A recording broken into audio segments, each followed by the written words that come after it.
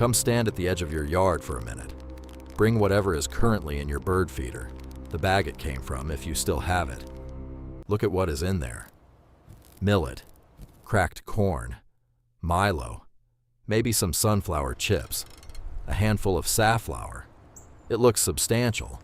It looks like a complete, varied diet for the birds in your neighborhood, and that is exactly what the label is designed to make it look like. Now ask yourself this: when did you last see a blue jay eat from it? Not glance at it, not land nearby, but actually commit to feeding from whatever is sitting in that feeder right now. If the honest answer is rarely or never, the bag in your hand is the beginning of the explanation. Walk back toward the feeder and look at what is actually available in there for a bird the size of a blue jay. The millet is tiny, the kind of seed that a house sparrow picks up and swallows without even pausing. The cracked corn is processed, the kernel already split, the structure already broken. The sunflower chips have no shells. Everything in the mix has been pre-processed for maximum ease of consumption, because the product is designed around the convenience of the bird that requires the least work to feed, and then marketed to everyone, including people who want birds that require the most specific conditions to feed well. The result is a bag full of food that attracts a crowd of small, generalist birds and communicates almost nothing to a blue jay, looking for what its biology actually needs. Reach into the bag and pick up a piece of millet. Hold it between your fingers. Now think about what a blue jay would need to do with this seed to make it worth picking up, assessing, and flying somewhere to cache it for winter. The answer is nothing meaningful. There is no weight to test. There is no shell to evaluate the integrity of. There is no physical information the bird can extract from this seed by shaking it in its bill the way it shakes an acorn or a whole peanut. Millet is a seed for birds that swallow seeds whole. Blue jays are birds that evaluate seeds with the specificity of a jeweler checking a stone, and the tool they use for that evaluation requires a food item substantial enough to provide genuine data. Millet provides none. Step back and look at the whole feeder from the distance a blue jay would approach it from, maybe 8 or 10 feet out, at roughly eye level with where it would land. What does the bird see? A tube with small openings, a row of narrow perches, and through the clear plastic, a mixture of seeds that are all approximately the same small size. This is not what a blue jay is scanning for when it flies its daily territorial circuit looking for food worth stopping for. It is scanning for objects with meaningful individual mass. Acorns lying on the ground below an oak, whole sunflower heads drooping heavy with seeds on thick stalks, the round shape of a whole peanut on a flat surface. These are visual cues as much as nutritional ones, and a feeder full of mixed small seeds produces none of them. The bird may glance. It does not stop. Set the bag down for a moment and walk around the corner to wherever you have seen blue jays actually land in your neighborhood. It might be a neighbor's yard. It might be the edge of a park nearby. Look at what is available there. Chances are high that you will find at least one of 3 things: an oak tree with acorns on the ground or in the canopy, a platform or flat surface with whole peanuts in the shell, or sunflower heads still intact on tall stalks, with seeds that have to be extracted from their shells one at a time. These are not the components of an exotic recipe.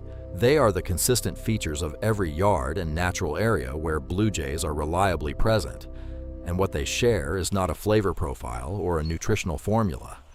It is physical integrity.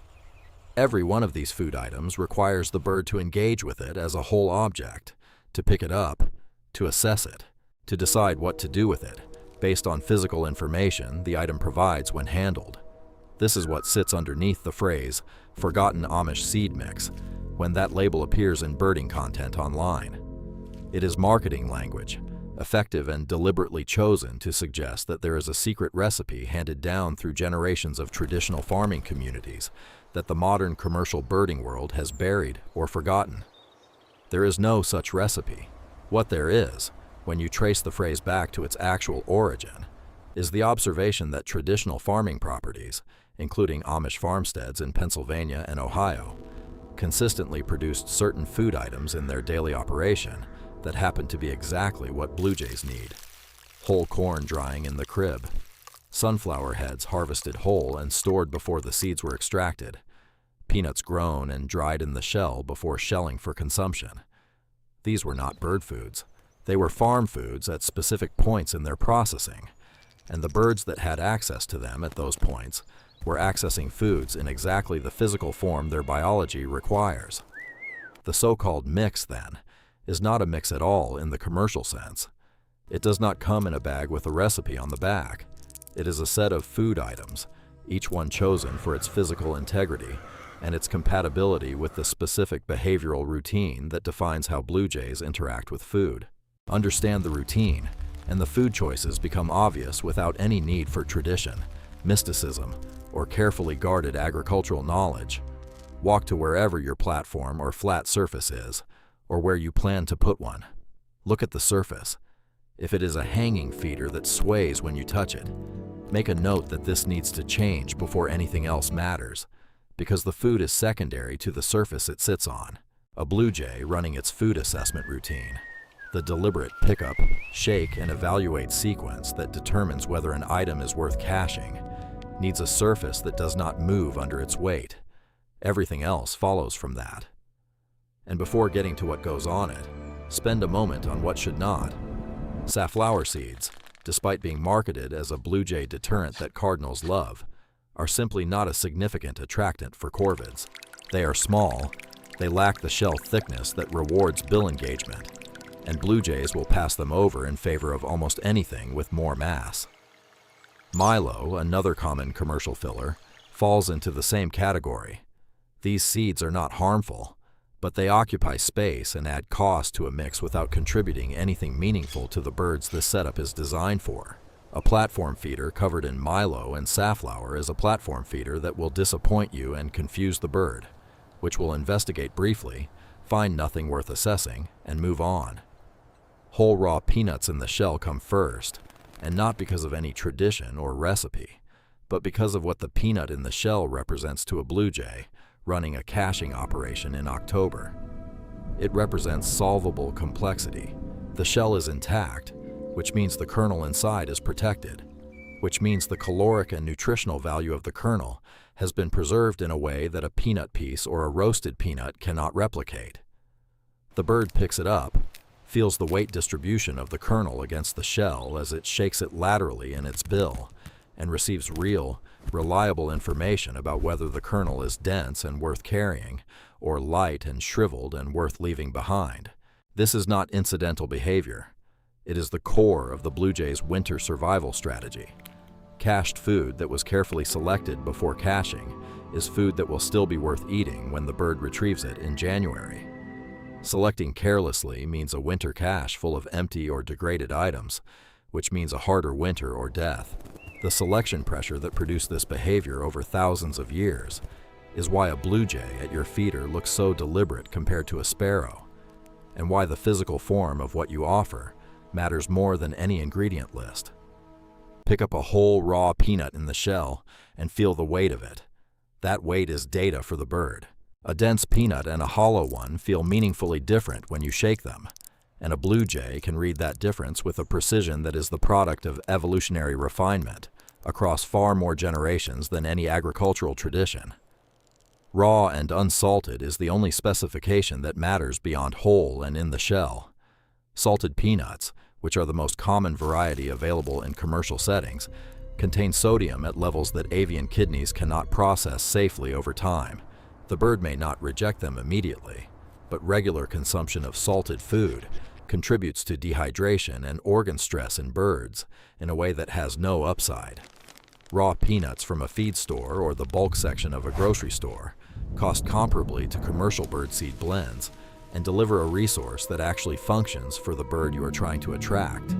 Move over to wherever sunflowers are or could be growing. Sunflower seeds in the shell, whether from live plants or from bags of unhulled seeds, occupy the second position in this food system for reasons that mirror the peanut logic. The shell preserves the seed. The intact sunflower seed requires the bird to wedge it and crack it, which is work but appropriate work for a bird with the bill strength and bill geometry that blue jays carry. What does not work is sunflower chips, the hulled, pre-cracked version that shows up in most commercial mixes. Sunflower chips are absorbed quickly. Caching them provides no protection for the kernel because there is no shell, and they attract every generalist bird in the vicinity without providing anything specific to the selective, food-assessing corvid that you actually want. There is a third item worth adding to this picture that most backyard birding advice treats as a novelty rather than a staple: whole corn, whether as dried ears mounted on a spike or as shelled whole kernels placed on a flat surface. Blue jays worked whole corn long before commercial birding products existed, cracking it open with their bills on flat logs and fence rails on farms where corn drying was a standard autumn activity. The texture of a dried corn kernel provides the same physical engagement as a sunflower seed in the shell: a hard exterior that requires work to breach, a soft interior that rewards the effort with caloric density.